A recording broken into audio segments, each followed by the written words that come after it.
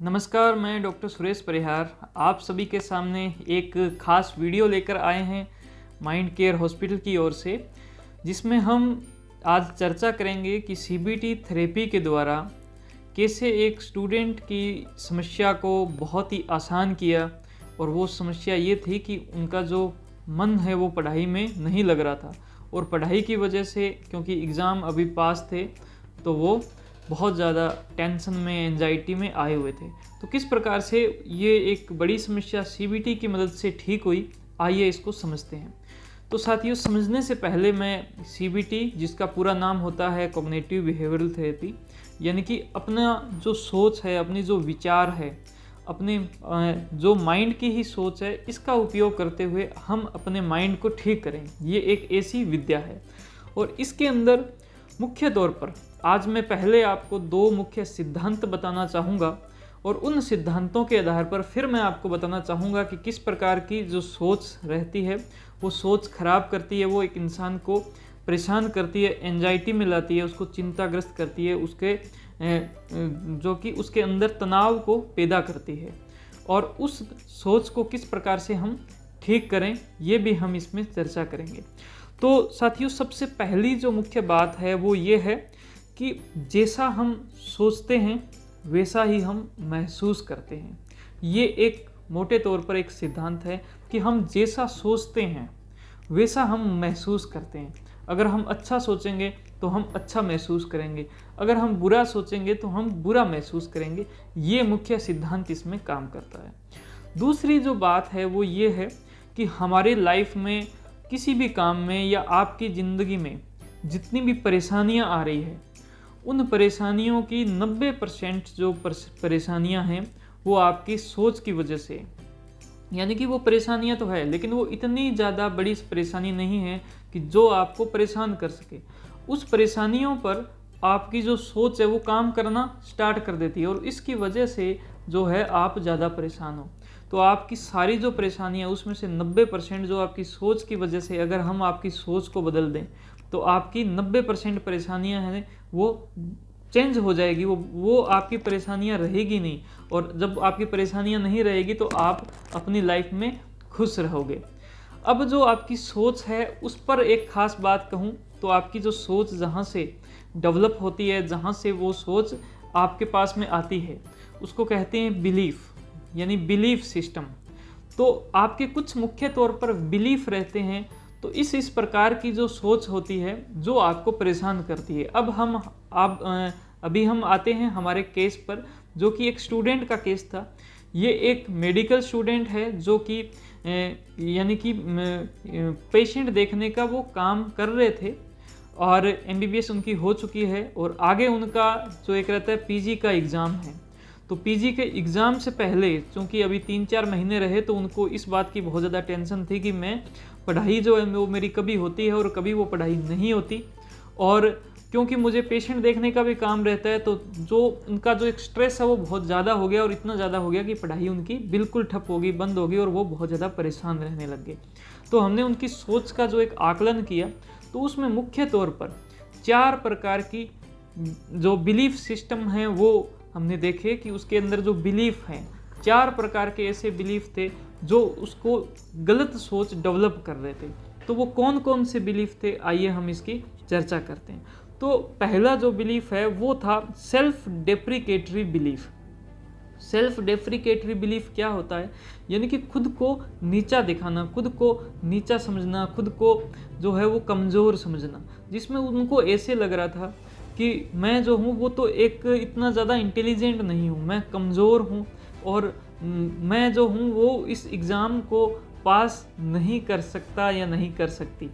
और उसके अंदर वो खुद के बारे में उसके नेगेटिव विचार आ रहे थे, खुद के बारे में जो है उसके नेगेटिव चीज़ें हो रही थी कि मुझे जो है मेरी पढ़ाई इतनी अच्छी नहीं है, मेरे पास में टाइम इतना अच्छा नहीं है, और इस बार तो मेरा सिलेक्शन नहीं होगा। अल्टीमेटली उसको ऐसा महसूस हो रहा था। तो ये कुछ पहली सोच थी जो कि सेल्फ डेप्रिकेटरी बिलीफ की वजह से हो रही।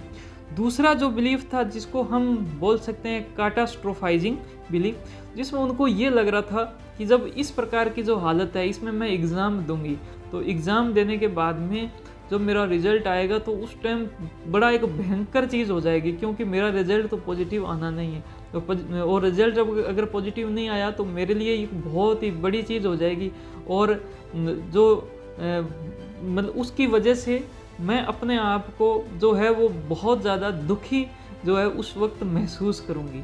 तो रिज़ल्ट आने के बाद के जो विचार थे, बाद की जो चीज़ें थी, वो उनके अंदर बहुत एक नेगेटिविटी पैदा कर रही थी। ऐसा लग रहा था कि एक बहुत बड़ी तबाही आ जाएगी मेरे रिज़ल्ट आने के बाद, क्योंकि रिज़ल्ट पॉजिटिव नहीं आएगा। तो इस प्रकार के बिलीफ की वजह से नेगेटिव जो है उनके दिमाग के अंदर अपने आप विचार आते थे और वो परेशान होती थी।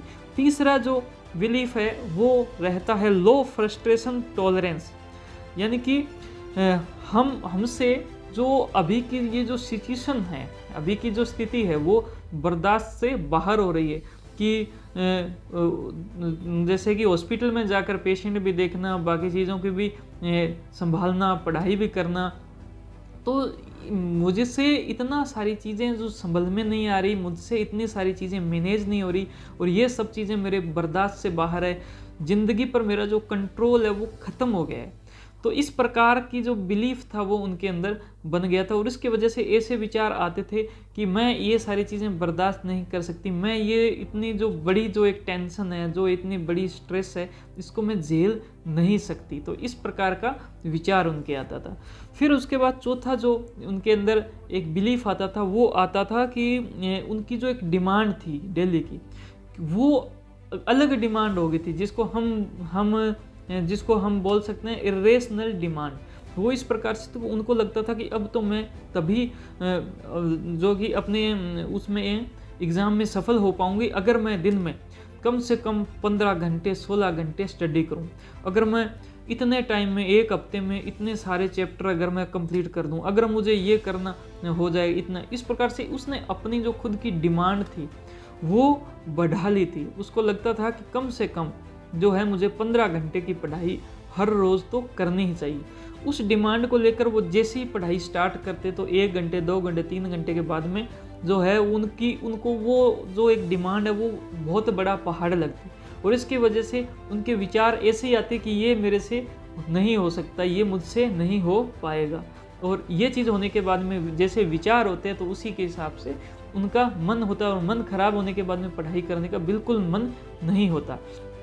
अब हमने ये सारे जो विचार देखे, इनको हम किस प्रकार से जो है हम चेंज कर सकते हैं, और चेंज करने के बाद में कैसे विचार, अगर इन सारे बिलीफ की जगह अगर अच्छे जो एक बिलीफ है, पॉजिटिव बिलीफ, अगर वो सोचने लग जाए, अगर वो अपने दिमाग में लाने लग जाए, तो उनकी पूरी एक स्थिति है वो चेंज हो सकती है। देखिए कैसे चेंज हो सकती है, आइए हम इसकी चर्चा करते हैं। पहला जो बिलीफ था जिसके अंदर वो खुद को बुरा बता रहे थे कि मैं तो एक फेलियर हूँ, मैं परीक्षा में पास नहीं हो सकती, मैं बहुत कमज़ोर स्टूडेंट हूँ, इसकी जगह वो अगर सेल्फ मोटिवेटिंग बिलीफ अपनाने लगे कि मैंने बहुत सारे एग्ज़ाम पहले भी दिए हैं और मैं जो हूँ वो परीक्षा में पास हो सकती हूँ, क्योंकि मैं पढ़ाई करती हूँ, कम ज़्यादा जैसे भी मैं पढ़ रही हूँ, धीरे धीरे मैं इसकी चीज़ों को बढ़ाऊँगी और मैं परीक्षा के अंदर ज़रूर पास हो जाऊँगी। तो सबसे पहला जो रहता है वो रहता है सेल्फ मोटिवेटिंग बिलीफ उनको रखें। दूसरा जो इनके थॉट्स आ रही थी, जिसको हम जो है ऐसे बोल सकते हैं कि भी परीक्षा होने के बाद में कोई तबाही आ जाएगी, और उसके अंदर हम जो अभी करेंगे जिसको बोलते हैं कि मतलब डी जो है, जिसको हम बोल सकते हैं डी कैटास्ट्रोफाइजिंग थॉट्स, यानी कि आप एग्ज़ाम दोगे, एग्ज़ाम के बाद में आपको लगता है कि मैं फेल हो जाऊंगी, मैं एग्ज़ाम में सफल नहीं हो पाऊंगी, तो सफल नहीं होने के बाद में भी जो स्थिति है उसके अंदर भी कुछ चेंज नहीं होना। उसके बाद में ये है कि सफल नहीं होगे तो फिर से ट्राई करेंगे, फिर से हमें एग्ज़ाम दे देंगे, इसके अलावा और कुछ भी नहीं होगा। घर के लोग, बाहर के लोग, दोस्त लोग, सारे जो लोग हैं वो एक बार आपसे पूछेंगे एग्ज़ाम, इससे ज़्यादा और कुछ भी नहीं होना। तो इस बात से बिल्कुल नहीं डरे कि एग्ज़ाम का रिजल्ट अगर पॉजिटिव नहीं आया तो क्या होगा। तो ये जो डी कैटास्ट्रोफाइजिंग जो एक प्रोसेस है वो बहुत ज़रूरी है। तीसरा नंबर चीज़ था जिसमें वो कह रहे थे कि मेरे से ये बर्दाश्त नहीं हो रहा, तो उनको ये इसकी बजाय ये सोचना चाहिए कि अब अपने को सभी चीज़ों को एक साथ मैनेज नहीं करना, एक नंबर बात। दूसरी नंबर चीज़ कि अपने से जितना मैनेज हो रहा है उतना करना है, कि आपका जो टाइम है उसमें आपको जो टाइम अपनी ड्यूटी को देना है वो आप अपनी ड्यूटी को दीजिए। उसके अलावा के टाइम के अंदर आप अपने टाइम को थोड़ा सा मैनेज करना स्टार्ट कीजिए। अभी यहाँ तक कि मैं यूँ कहूँगा कि सिर्फ 1 घंटा आपको अभी मैनेज करना है। वो 1 घंटा कब वो 1 से 2 घंटे बन जाएगी, कभी वो 2 से 3, 4, 5 घंटे बन जाएगी, आपको पता नहीं चलेगा। तो आपको सब चीज़ों को मैनेज नहीं करना, आपको थोड़े से टाइम को मैनेज करना। तो उस पर भी मैं कहूँगा कि बाकी सब चीज़ों को छोड़ दीजिए, आप अपने स्टडी टाइम को मैनेज करो सबसे पहले। फिर एक अंतिम जो चीज़ था जिसके अंदर वो सोच रहे थे कि मुझे अब हर दिन 15 घंटे की पढ़ाई करनी पड़ेगी, जिसको मैं बोल सकता हूँ कि भी उनकी जो डिमांड थी वो बहुत ज़्यादा होगी। तो उस डिमांड को वो एक रेशनल डिमांड करे, यानी कि ऐसी डिमांड जो पूरी हो सकती है, क्योंकि अभी पढ़ाई बिल्कुल नहीं हो रही, अगर 0 है तो वो सिर्फ 1 घंटे की डिमांड करे। अगर उनको लगता है कि और इससे अलावा कि वो सिर्फ आधे घंटे की डिमांड करे कि एक बार 30 मिनट ही मुझे पढ़ना है। 30 मिनट का टारगेट पूरा होगा, अपने आप को उसका रिवार्ड दीजिए, अपने आप को खुशी मनाइए कि हाँ मैंने इतना पूरा कर लिया। उसके बाद में फिर आप एक छोटा सा अपना टारगेट डिसाइड करिए।